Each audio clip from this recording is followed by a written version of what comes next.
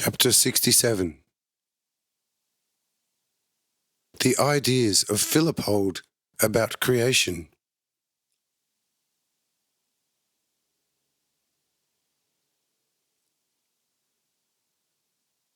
Philip hold then turns to kiss Jonah, sitting next to him, saying,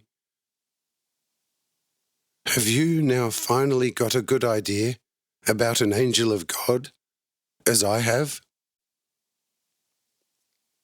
You see, this was always my claim as well, that the angels are actually not persons, but only ideas filled with the will of God, and are only seen in a particular form when such a thing is decided to be necessary by God.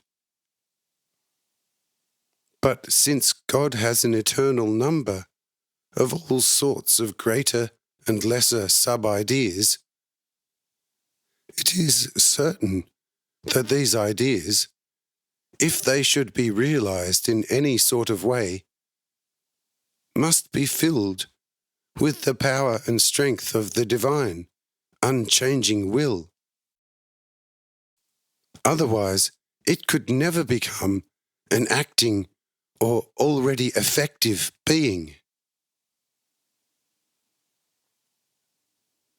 All creations which exist either for a time or forever in a designated visible form, for example, like a whole world and everything that it includes and bears and what it consists of,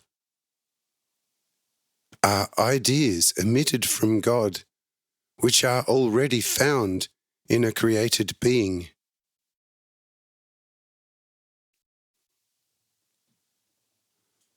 But in order to bring into existence a being, formless, quite freely acting ideas must be emitted by God, which are filled with His will, but only to work and to create forms, but not to be a form oneself, in which power and intelligence are united in order to have an effect on the objectively emitted ideas as so divine, that they become a purposeful form in a certain planned order, but instead to be a constantly formless and to be appropriately effective for all forms, as the wise Plato claimed about the origin of the human soul.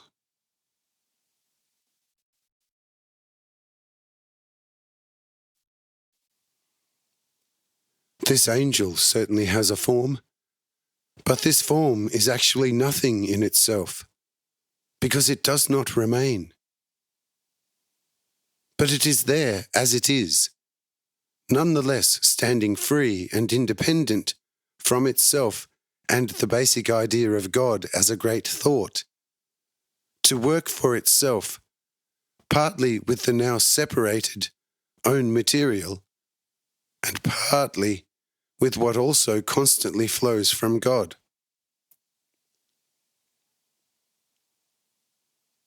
But the great idea about the actual, true childhood of God seems to me to lie in this. For as long as an idea is identical to the divinity, not isolated, no self-activity, and also no independence can be conceived out of it. But only when it has been made equal to all the people of this earth in all things, it can then become what we people are called to be in everything. Tell me, is my opinion correct or not?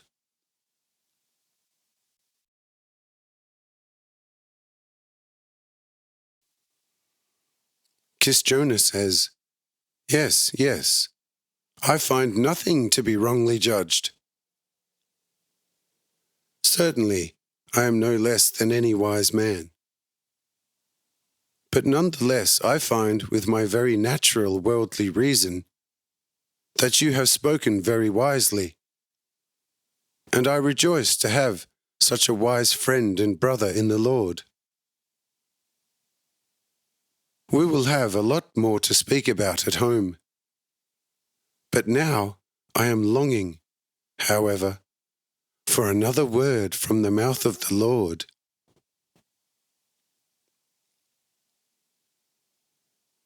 The angel there certainly announced something, but nothing is happening, and the Lord, as I notice, has fallen asleep a little during our discussion about wisdom. And that then seems to suggest that he will not open his holy mouth soon. The wise girl who gave Cornelius so much to think about has also fallen asleep. Also the supreme governor. And as I now notice, several are now dozing at our table. But at the other tables things are very lively.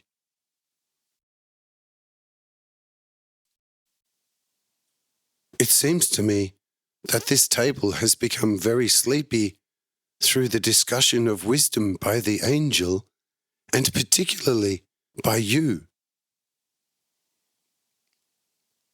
Do you know, my dearest Philippold, I love to listen to you when you begin to speak about extrasensory things. But here, in the presence of the very most wise, you perhaps overdid things. Well, the angel gave us a long speech, but he spoke purely through the Lord, and so it was more or less the same thing as if the Lord had spoken himself. But then, when you began to speak, it was only your opinion. After everything that you had heard from the angel, and that, it seems to me, called forth the sleepiness at our table. Don't you think so yourself?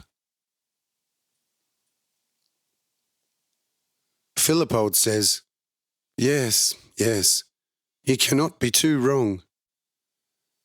I am now seriously sorry that I have let myself be led so far away from my reason. But I still cannot undo what has been done, although I still am of the conviction that I have committed no injustice.